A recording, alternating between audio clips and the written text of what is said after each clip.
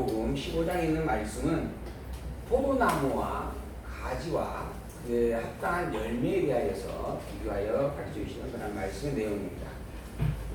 예수님 자신을 참 포도나무라 이야기를 하고 하나님을 예수님의 아버지인 하나님을 농부라라고 비교를 하면서 포도나무와 그리고 포도나무의 가지와 그 가지로 말미암아 맺게 되어지는 열매에 대하여서 설명을 해가고 있는 그런 말씀입니다. 나무라고 하는 것은 그 나무에 합당한 열매를 맺게 됩니다. 그리고 그 합당한 열매를 맺는 의미와 목적에 대하여서 그것이 자연스러운 자연의 순리다라고 보통 이야기를 하죠. 근데 그러한 자연적 순리에 관계된 이러한 섭리를 왜 예수님은 오늘 이 본문을 통하여서 기록하고 우리에게 말씀을 해주시는 것인가? 이 말씀을 통하여서 우리에게 주고자 하는 의미와 뜻이 무엇인가? 라고 하는 거죠. 물론 직접적으로는 지금 예수님께서 예수님의 12 제자를 지금 맡겨놓고 하시는 말씀들입니다.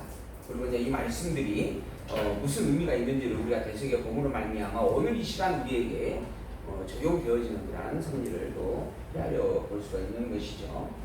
문제는 왜 이러한 말씀이 이 본문 성경에 기록되어 있는가? 그리고 이 본문은 어떤 의도와 목적을 가지고 이 말씀을 하고 있는가? 사도 요한은 이 본문에 있는 이 비의 말씀을 또 예수님께서 하신 이 말씀을 무슨 의미와 목적으로 이 성경 본문을 통하여 기록하여서 남겨두게 되는 것인가 라고 하는 거죠. 이걸 우리가 알기 위해서 우리는 지금까지 창세기에서부터 이 요한복음 25장 1일까지의 본문을 하나하나 읽고 확인하여 왔습니다. 창세기에서부터 요한복음까지 오는 그 여정이 짧은 여정이 아닙니다. 그제 우리가 사경을 통해서 4시간 동안의 그 시간을 가지고 우리가 창세기부터 계시록까지 요약되어진 부분들을 정리해 보았는데 그렇게 할 수 있는 내용이 참 쉽지 않은 부분입니다. 우리가 가지고 있는 이 성경이라고 하는 분량이 우리 66권으로 구성이 되어져 있고 그 66권의 내용의 분량도 내용으로 보게 되어지면 어마어마한 분량입니다. 일반 서책으로 보면은 여러 권, 두꺼운 책 수십 권이 이렇게 나누어서 기록되어질 수밖에 없는 그런 분량의 내용을 성경이 담고 있는 부분이고 그러한 내용을 그렇게 짧은 시간에 본다라고 하는 것은 정말 기적과 같은 일이 아닐 수가 없습니다. 그런데 또한 그렇게 보지 아니하면 지금 이 순간 이 본문이 말하고자 하는 의미와 뜻을 사실 제대로 헤아려 볼 수가 없습니다. 그래서 우리는 성경을 항상 창세기에서부터 연기하여서 이 요한복음 본문을 볼 때에도 마찬가지고 이후에 우리가 사도행전을 볼 때에도 마찬가지고 요한계시록까지 갈 때에도 끊임없이 우리는 그 앞부분에 기록되어 있는 말씀들을 되새겨 보아야만 합니다. 그런 의미에서 우리가 이제 어제 사용할 때 이 교환의 내용을 일부러 이렇게 좀 심플하게 정리해서 여러분들에게 배부해 드렸던 부분들이 이걸 항상 한 번씩 읽고 그냥 끝났으니까는 필요 없다 하고 버리지 마시고 또 한번 보고 또 읽고 살폈으면 하는 그런 마음을 담아 여러분에게 드렸던 부분들입니다. 그 교환에 대한 내용들을 사실 우리 강사님께서 직접 이렇게 보면서 설명을 해 주는 것이 당연한 순리인데 그 분량이 너무 설명하고자 하는 분량이 너무 방대하다 보니까 당신이 그냥 설명을 하고 알아서 보십시오라는 의미로 진행이 되어졌습니다. 그래서 제가 참고 삼아서 우리가 지금 오늘 이 요한복음을 보게 되어진 위치까지에 대한 부분을 또한 이 교환과 함께 정리해서 살펴드릴까 생각을 해보았습니다. 우리가 성경을 이야기할 때에는 성경은 신구약 성경으로 이야기를 합니다. 우리가 가지고 있는 성경은 구약 성경과 신약 성경으로 구별이 되어지죠. 예수님께서 오시기 전 기록된 언약입니다. 이게 구약 성경이고 예수님께서 오시고 난 이후에 기록된 내용입니다. 이게 신약 성경이죠. 이 구약 성경에 대한 내용을 정리를 해보면 총 39권이죠. 39권인데 역사적 이스라엘의 역사 사건을 기록하고 있는 역사서가 있고 이스라엘의 찬양을 기록하고 있는 찬양 시가서가 있고 그 다음에 선지자들의 예언을 기록하고 있는 선지서가 있습니다. 이 역사서라고 하는 부분은 창세기에서부터 시작을 해서 에스더서까지의 내용의 분량입니다. 창세기에서 에스더서의 내용은 무엇인가? 우리 교재를 보게 되어지면 하나님께서 언약을 섭리하셨다. 언약을 세운다라고 하는 내용이 처음에 나온다. 언약 수립이에요. 언약을 세웠다라고 하는 겁니다. 언약을 세우는 내용이 구체적으로는 창세기 1장에서부터 12장까지죠. 12장까지. 그리고 조금 더 세밀하게 살피면 36장까지 연결이 되어진다라고 이야기합니다. 왜 그러냐 하면 이 언약에 대한 내용의 구체적인 내용을 분석을 해보면 자손에 대한 언약과 땅에 대한 언약과 통치에 대한 언약이 있는데 이 자손과 땅과 통치에 대한 이 언약이 실제적으로 적용되어져서 이루어가는 내용을 담고 있는 게 창세기 37장부터 기록이 되어집니다. 그래서 이제 아브라함의 자손이 구체적으로 이제 이삭과 야곱을 통하여서 12아들로 성립 권세하게 되어지고 그 12아들이 이스라엘의 지파의 족장들이 되어져서 이스라엘 민족으로 확장되어져가는 과정을 기록하고 있는 내용이 37장부터 시작이 되어지는 거죠. 좀 더 구체적으로 담고 있는 부분들입니다. 그래서 창세기 1장에서 36장까지를 우리가 언약을 수립하고 언약을 계승하고 확증해주는 그런 언약의 기초가 세워져가는 그런 기록의 말씀들이다라고 이렇게 이야기를 할 수가 있습니다. 이 언약을 구체적으로 우리가 정리해보면 이 언약은 이스라엘 민족에게 관계된 언약은 아브라함의 언약입니다. 하나님께서 아브라함을 부르시고 이 아브라함에게 자손과 땅과 통치에 대한 약속을 세워주었죠. 그게 창세기 12장에 있는 말씀입니다. 내가 너의 씨로 말미암아 한 민족을 이루겠다라고 말씀을 합니다. 그리고 너에게 가나안 땅을 주겠다라고 약속을 하고 너희의 자손 가운데서 왕을 세워서 통치의 권세를 이루게 하겠다. 그래서 국민과 국토와 국권을 이루어서 하나님 한 나라를 완성해 주겠다라고 말씀하는 겁니다. 이 나라의 완성이 다윗이라고 하는 인물을 통하여서 완성이 되어졌다라고 하는 것을 우리가 또한 기억을 해볼 수 있습니다. 어쨌든 하나님은 이 다윗 왕국을 이루는 근본된 출발점으로 아브라함에게 언약을 세워주었고 그 언약대로 이루어 주었다라고 하는 거죠. 그리고 이 아브라함의 언약보다 앞서서 노아의 언약이 있습니다. 노아의 언약보다 앞서서 아담의 언약이 있습니다. 근데 이 아담, 노아, 아브라함이 준 언약은 다 똑같은 내용입니다. 자손과 땅과 통치에 대한 내용이다. 이게 창세기 1장 1절에 시작이 되어지는 거죠. 그리고 이게 창세기 12장에서 시작이 되어지고 36장까지 그 언약을 그의 아들인 아브라함의 아들인 이삭의 아들인 야곱, 그리고 야곱의 아들들에게 이렇게 연계해주는, 그게 승계해주는 그런 섭리가 기록이 되어진다 해서 창세기 1장에서 36장까지는 언약을 수립해주는 말씀으로 기록되어져 있다. 이렇게 이야기를 할 수가 있는 거죠. 문제는 이렇게 언약을 왜 세우셨는가라고 하는 거예요. 우리는 성경을 볼 때 왜라고 하는 질문을 끊임없이 해야만 됩니다. 왜 이러한 이야기를 하고 계시는가? 왜 이런 섭리를 하시는 것인가? 왜 그랬을까요? 이 왜라고 하는 질문을 우리가 던져보면 왜 이런 언약을 세우셨을까? 왜 그랬을까요? 이 언약이 무엇과 관계되기 때문에 그렇죠? 하나님이 누구인지를 알게 하는 하나님 계시와 관계된 섭리이기 때문에 그런 겁니다. 하나님이 누구인지를 알게 하기 위하여 하나님은 세상을 창조하셨고 그리고 아담을 창조하셨고 아담에게 언약을 세우셨고 노아에게 언약을 세우셨고 아브라함에게 언약을 세우셨습니다. 그 과정 속에서 또한 아담의 타락이라고 하는 엄청난 비극적 사건이 있었죠. 근데 이러한 섭리도 왜 하셨는가? 하나님이 누군지를 알게 해주기 위해서 하셨다라고 하는 거죠. 그 알게 하는 방법의 첫 번째 계시적 섭리의 표현이 뭔가? 바로 언약이다라고 하는 겁니다. 그리고 난 다음에 이 언약을 구체적으로 하나씩 적용하여 이루어주는 사건을 자세하게 기록을 해줍니다. 아브라함부터 시작하여서 시작되어진 그의 혈통이 아들 이삭으로 말미암아 계승되어졌고 야곱으로 말미암아 계승되어졌고 그리고 12아들로 말미암아 계승되어졌고 이 12아들이 애굽으로 내려가게 되어집니다. 그리고 애굽에서 400년 동안 종사를 하여 물론 이러한 일들은 다 언약된 일이다라고 하는 것을 우리는 성경을 통해서 확인을 했습니다. 근데 이 400년이라고 하는 시간 동안 무슨 일이 있었는가? 첫 번째로는 그들이 엄청난 핍박과 고통을 당했다라고 하는 겁니다. 근데 그게 중요한가? 그게 중요하지 않는 것이었어요. 진정으로 중요한 것은 뭐다? 400년이라는 시간 동안에 하나님께서 아브라함에게 말씀하신 대로 그의 자손이 70명이 애굽으로 갈 때는 70명이었는데 400년 후에는 장정만 60만 명이 되어졌다라고 하는 겁니다. 이 놀라운 이야기를 하고자 하여서 하나님께서 400년이라고 하는 애굽의 사건을 기록해 놓고 있는 것이다라고 하는 겁니다. 하나님이 이렇게 자손의 승리 권성을 확인해 주었습니다. 그리고 자손의 승리 권성을 했으니 이제는 두 번째 약속을 이루어 주겠다라고 말씀하는 거죠. 그래서 두 번째 약속대로 이 이스라엘 백성들이 애굽을 나와서 가나안 땅에 나가게 되어집니다. 이게 출애굽의 사건이고 그리고 난 다음에 그 애굽의 출애굽을 해서 나온 이 백성들이 가나안 땅을 향해 나아가는 과정 속에서 겪게 되어지는 40년이라고 하는 훈련과 연단의 시간을 레위기서, 민수기서에서 기록을 해주고 있는 겁니다. 그리고 난 다음에 그들이 가나안 땅에 들어가서 가나안 땅을 정복하여 살게 되어졌습니다. 가나안 땅을 정복하여 살게 되어졌는데 그들에게 부러움이 하나 있었습니다. 다른 나라의 민족들을 보게 되어지면 다 왕들이 있더라 하는 것이죠.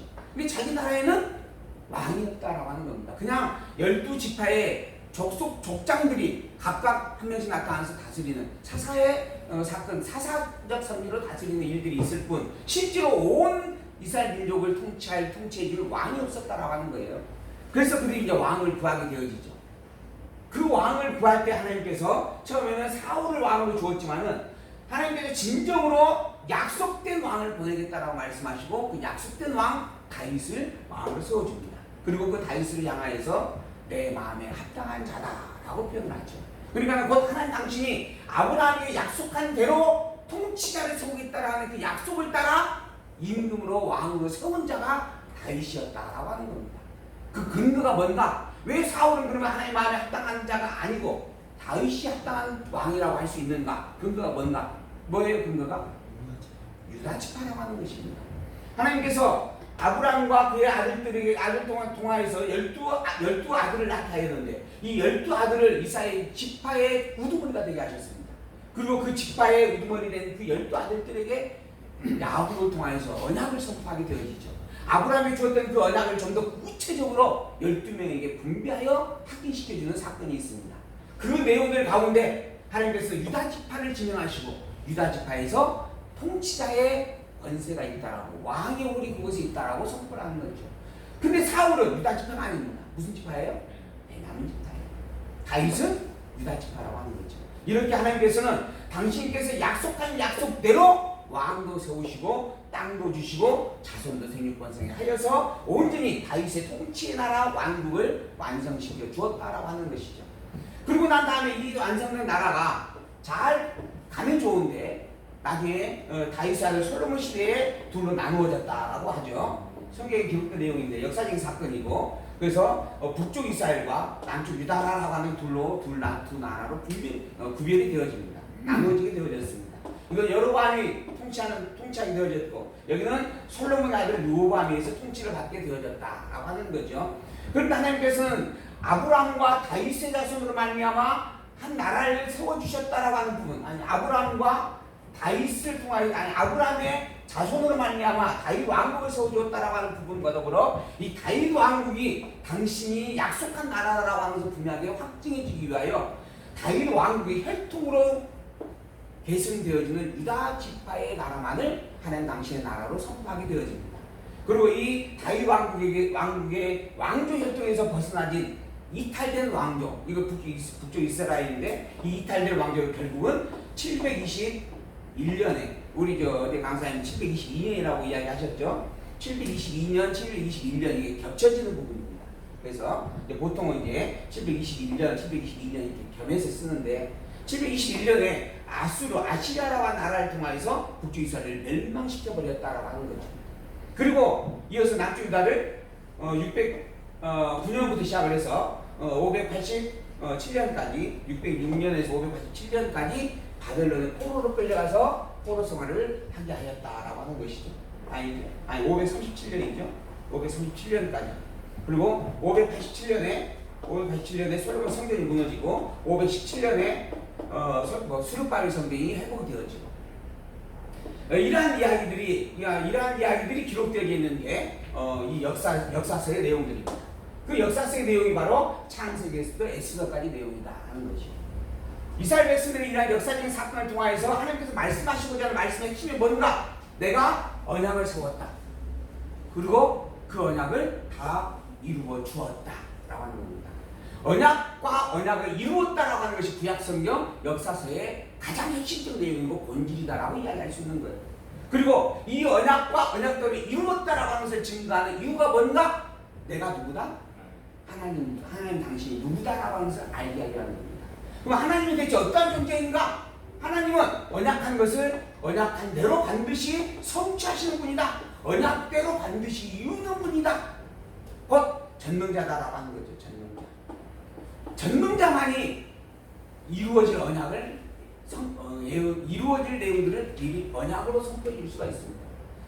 내가 어떠한 미래에 있을 일들을 이야기는 할 수 있어요. 뭐 나중에 이런 일이 있을 것이다 라고 말할 수 있는 거죠. 근데 그 일이 이루어지는 것은 내 능력이 아닙니다. 미래에 있을 일에 대해서 내가 이야기하는 것은 그냥 나의 추측이거나 또는 나의 우연적 발현일 수밖에 없는 거죠. 내가 그 미래에 있을 일을 이미 알아보고 반드시 있다라고 하는 것을 기억하면서 말하는 게 아니라는 겁니다.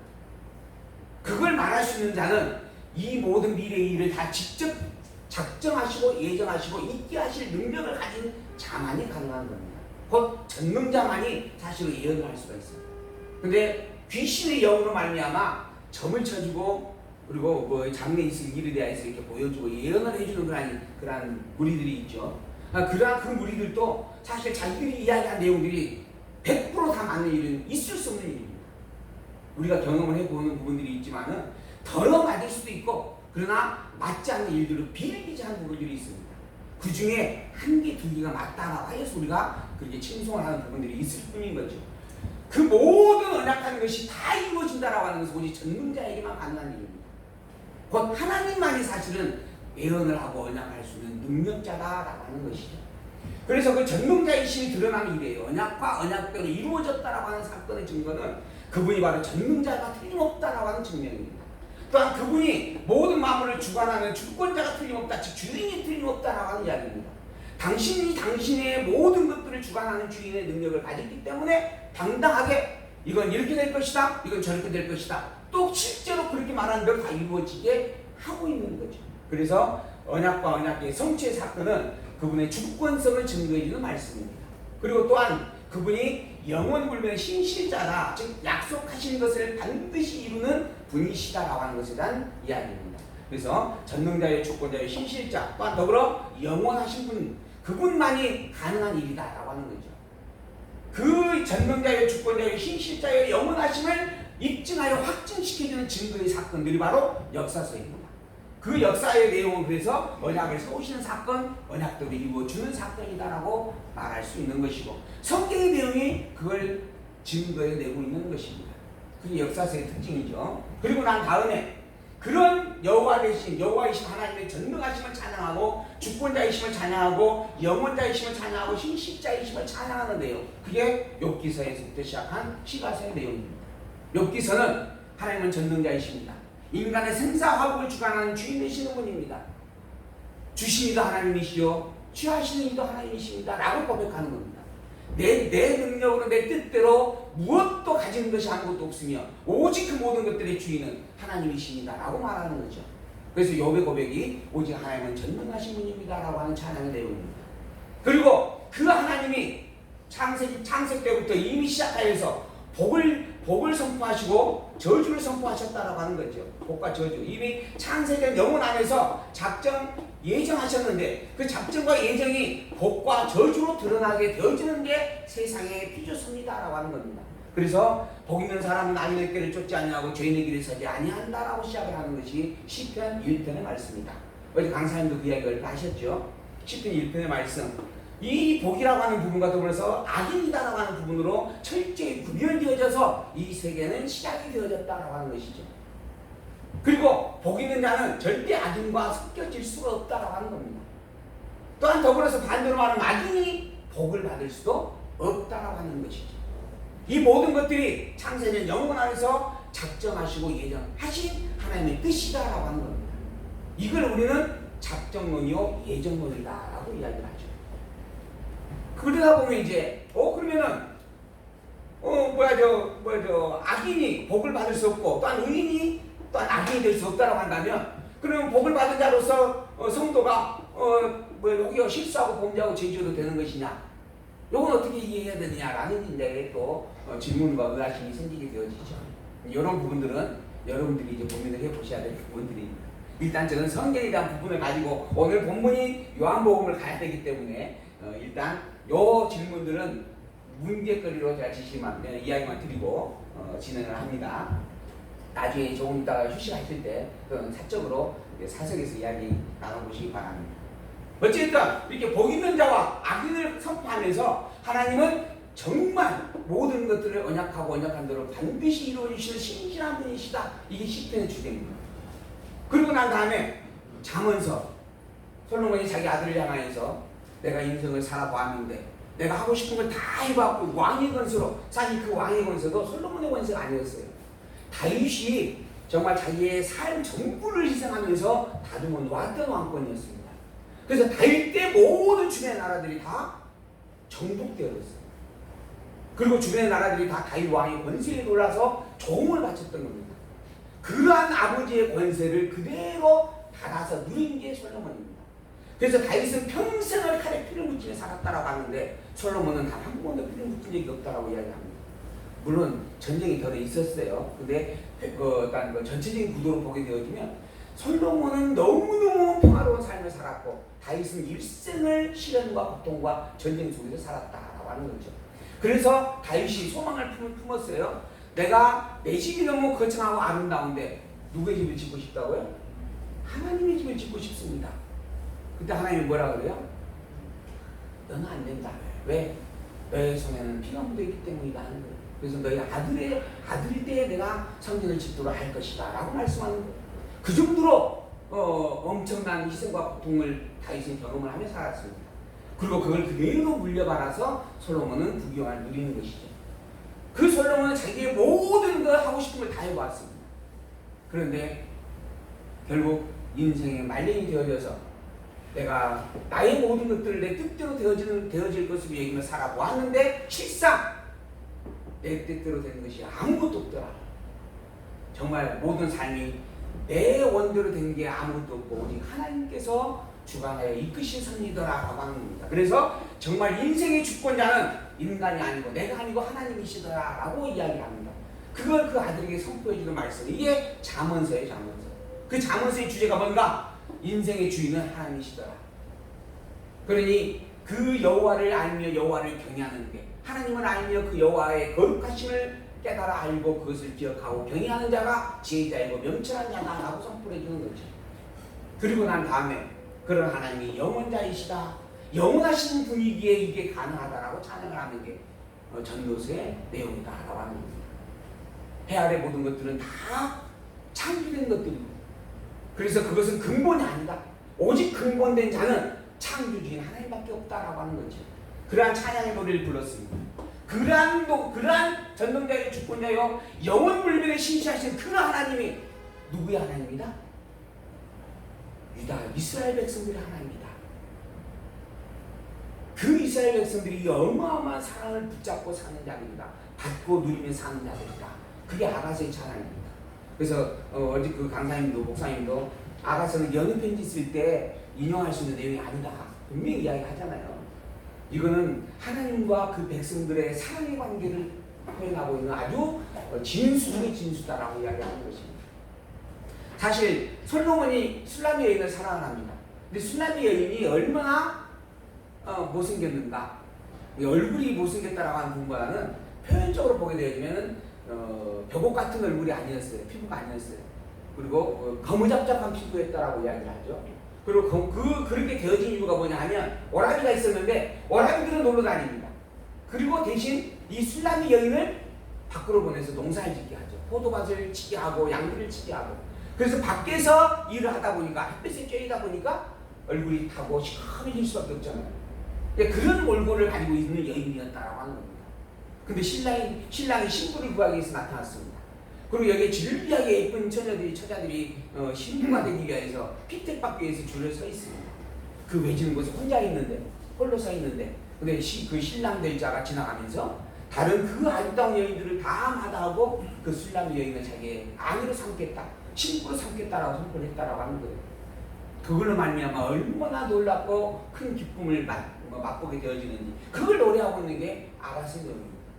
죄 덩어리인 우리가, 조각목 같은 우리가 예수 그리스도 하나님의 아들로 말미암아 하나님의 영원한 사랑을 받게 되어졌다라고 하는 것을 그러한 시적인 표현으로 노래하고 있는 것이다. 그래서 하나님은 전능자요 주권자요 영원불변자요 그리고 사랑과 긍휼이 넘치는 분이시다라고 노래하는 게 욥기 시편 잠언 등도 아가서의 내용들이다.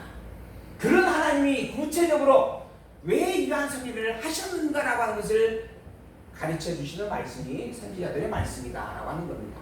이 모든 내용의 결론은 뭔가? 너희를 주관하고 있는 너희의 진정한 주인 되신 그분은 오직 하나님뿐이신데 이 하나님은 곧 여호와이시다라고 하는 겁니다. 너희를 애굽 땅에서 이끌어낸 그 하나님은 바로 여호와이신 하나님이다. 너희들을 광야에서 훈련시켜서 가나안 땅 들여보낸 그 하나님은 오직 너희와 약속하고 약속들을 이루어주는 영원불변 신실하신 여호와이시다.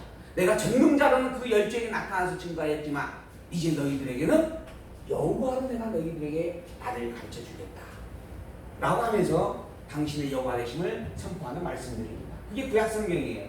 그래서 구약성경의 주제를 한마디로 정리하면 하나님은 여호와이시다. 곧 여호와라고 하는 이름을 가진 그 하나님만이 진정 참된 하나님이시다라고 하는 겁니다. 그 하나님이 당신의 여호와이심을 증거하고 여호와 되신 그 하나님만이 유일한 참 진리의 하나님이심을 선포하기 위하여서 이 모든 언약과 성취의 섭리의 핵심으로 메시아를 약속하였습니다. 그 약속된 메시아 곧 그리스도가 이 땅에 왔다라고 하는 거죠. 하나님께서 이 땅에 우리의 모든 죄를 대속할 메시아 그리스도를 보내주셨다라고 하는 겁니다. 그분이 누구다? 예수님이시다 하는 거죠. 그 예수님이 이 땅에 오신 거예요. 그래서 이제 시작 성경이 기록이 되어지는 겁니다. 하나님께서 이 땅에 그리스도 메시아 되시는 예수님을 보냈는데 이 세상에 그 빛된 생명된 그리스도 알지 못합니다. 그래서 그 그리스도를 하나님께서 가르쳐 주는 거예요. 예수님은 그리스도이시다라고 하는 거예요. 왜 예수님이 그리스도인가? 예수는 그리스도다. 과연 진짜 그리스도가 맞는가? 그리고 왜 진짜 그리스도가 틀림없는가? 라고 하는 것을 설명하는 거죠. 그걸 복음서에서는 예수님이 직접 이야기합니다. 당신의 행적을 통하여서, 당신의 말씀과 가르침을 통하여서, 그 당신의 능력을 통하여서 선포하는 거예요. 하나님만이 가지고 있는 사망의 생명의 권세죠. 생명의 주인된 권세를 직접 보여주기도 하고, 그리고 하나님만이 행할 수 있는 마음을 다스리는 능력을 보여주기도 하고, 눈먼 자를 눈뜨게 하고 앉은 병을 일으키게 합니다. 왜 그런 것들을 행하셨는가? 지금 많은 기도를 열심히 하는 사람들 보고 너도 기도만 열심히 하면 그렇게 앉은 병이 고칠 수 있다, 이거 말씀하기 위해서 한 게 아닙니다. 그게 하나님의 능력인데 그 능력을 내가 행하고 있다. 곧 나는 누구다? 하나님의 아들이다. 나는 하나님이 이 땅에 너희의 대속주 그리스도로 보낸 진정한 참 메시아가 틀림없다 라고 하는 것을 보여주기 위해서 직접 그 일을 행하셨다라고 하는 거예요. 그런데 그걸로도 부족했습니다. 백성들이 믿질 않아요. 그래서 그 표적 중에 가장 확실한 표적, 죽고 사는 표적을 예수님이 직접 행하게 되어집니다. 백성들이 붙잡혀서 십자가에 매달려 죽음을 당하는 사건, 그리고 무덤에 묻혔습니다. 그러나 그 무덤의 문을 여시고 다시 부활하셨습니다. 이게 오직 하나님밖에 없습니다. 하나님만이 할 수 있는 일입니다. 근데 그 일을 누가 했는가? 예수님이 했어요. 곧 예수님은 하나님의 틀림없다라고 하는 거예요. 하나님으로부터 말미암아 이 땅에 보낸 하나님의 아들 메시아가 틀림없다. 그것을 예수님께 직접 당신의 직임이라고 하는 사건을 통하여, 당신의 신분이라는 사건을 통하여, 당신이 실제로 하신 사역이라는 성리를 통하여, 그리고 근본된 당신의 본성을 선포해 줌으로 말미암아 확증해 주고 있는 내용들이다 하는 겁니다. 이게 마태복음, 마가복음, 누가복음, 요한복음입니다. 오늘 우리는 이 요한복음을 이제 살펴가고 있는 거예요. 요한복음의 주제가 뭔가? 하나님으로부터 보냄을 받고 하나님에게 돌아가시는 분이다. 하나님으로부터 말미암아 이 땅에 온 하나님의 아들이고 더불어 하나님 보좌에 우편에 앉아 계시는 분이시다 라고 말씀하는 내용입니다. 이게 요한복음이다 라고 하는 거, 이것까지가 우리가 이 시간, 이 앞 시간까지, 이 앞주의 시간까지 배워왔던 내용들입니다. 사실 요거까지 했으니까 이제 잠시 10분 쉬었다가 본문을 살펴보다가